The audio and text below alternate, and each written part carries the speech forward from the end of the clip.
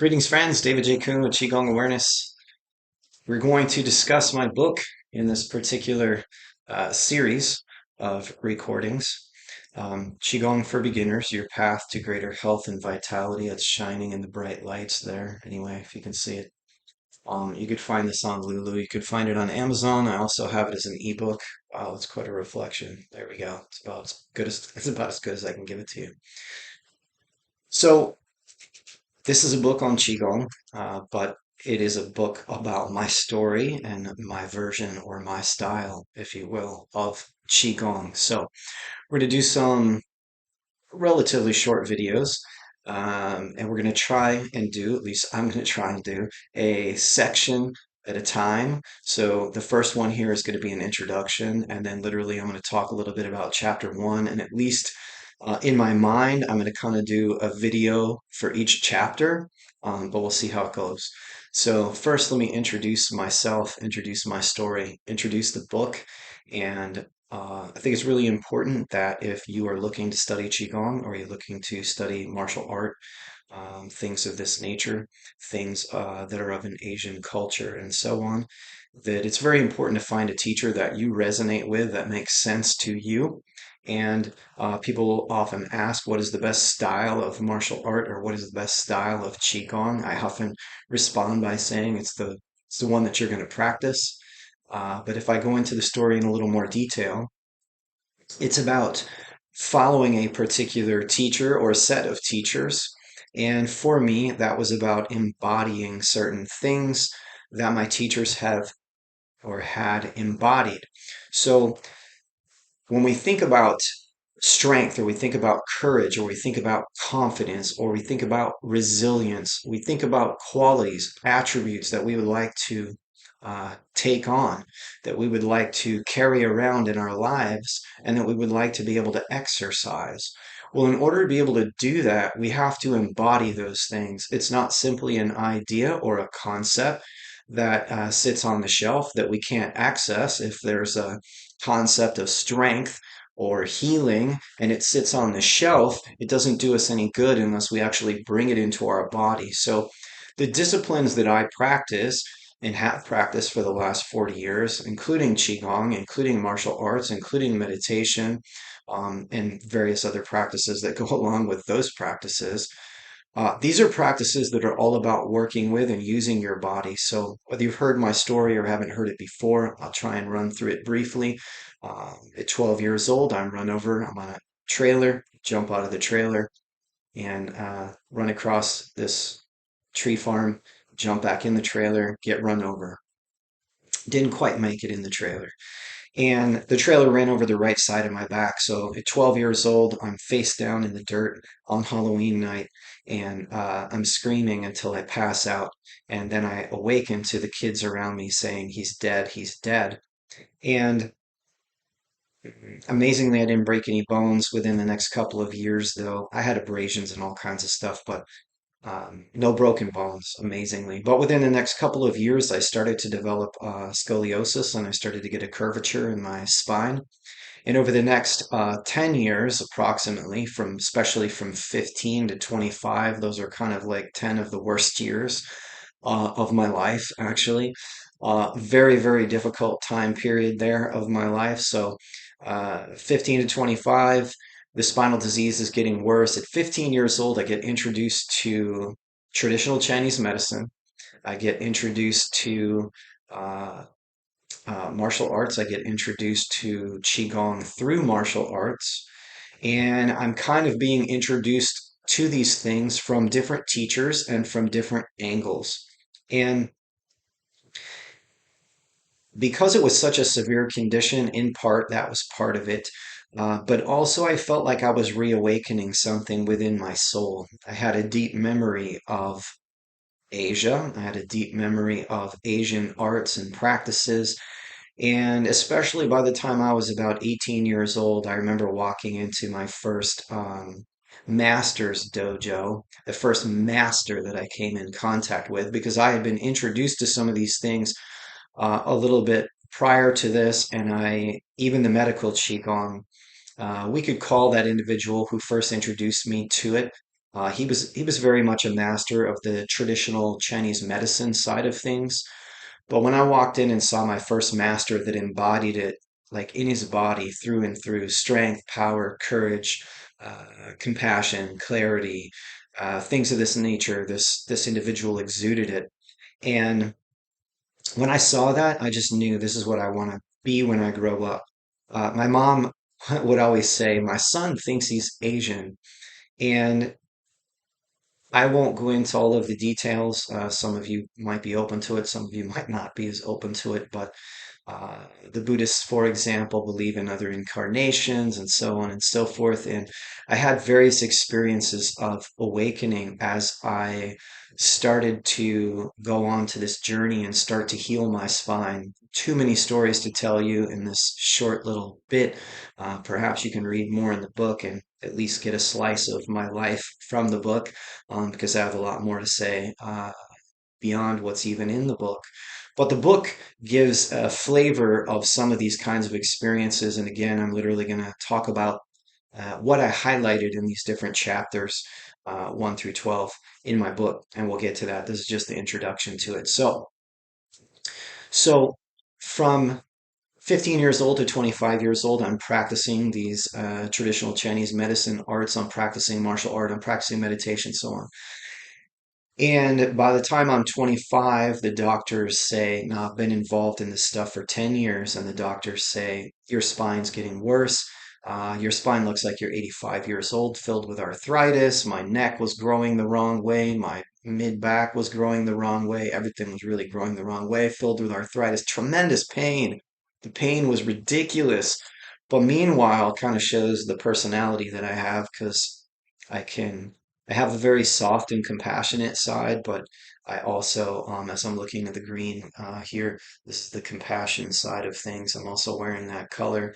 But down here in the red, this is where the pain is, but this is also where the first source of power is, and there's some oomph in it. And as we go up the ladder here and we get into this yellow, which is why we see my book here has some reds, yellows, and oranges. When you own these lower chakras, there's a lot of power in them. Okay. So they're not just like negative places or negative levels of consciousness. They're levels of consciousness that we need to work through and we need to own. And in the process of doing that, which I did in my teens, growing up like the Karate Kid there, studying with Mr. Miyagi, if you're familiar with that reference, and in other words, masters, different masters, and so on. And by the time I'm 25 years old, I have black belts in two different martial arts. I'm studying a third martial art very intensely at that time, but I'm also doing a lot of breath work and I'm doing a lot of internal Qigong practices. And at that point in time, I have a profound awakening where this chakra, the fourth chakra, which I maybe knew something about a chakra, but nothing like the experience that I had. That chakra opened up inside my chest, and my chest was whirling with energy. And I never felt anything like this before. My body was so dense. My massage therapist would get up on my back and she'd put her knee in my back and ask me if I felt it. And I barely like felt her knee. And I was doing full contact karate at the time and so on. But literally, I had the spine of an 85-year-old. So when some people come to my book and they come to my practices of Qigong, I very much followed in the footsteps of Bruce Lee in more ways than one. I became a teacher of his particular martial art, Jeet Kune Do. But aside from that, I also followed in his footsteps in that I studied a lot of different systems. Bruce Lee was really big on studying different systems and taking the best from each system. So if you're interested, knowledge is power. So please pay attention to what I'm about to say next for those of you that find this information to be important. Okay? From 15 years old to 25, I'm studying Qigong. I'm studying these wonderful things, but I'm not healing myself. My spine gets worse. So what did I learn? And what did I do different from 25 to 28 years old? Because from 25 to 28 years old, I have a rebirthing experience. I'm literally like reborn on some level. And that chakra opened up. The third opened up. I saw yellows and emerald greens in my third eye here. And I was so floaty and energetic in my body. It was incredible. And for a while there, took away the pain and alleviated the suffering that I was undergoing, which was brilliant and amazing.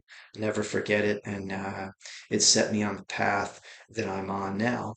Now, I started doing healing work, various forms of healing work from the time I had started. At 15 years old, I was already experimenting and doing healing work on others as it was being done on me. And I was studying uh, very often with my teachers. I was really, really diving in to these different types of training.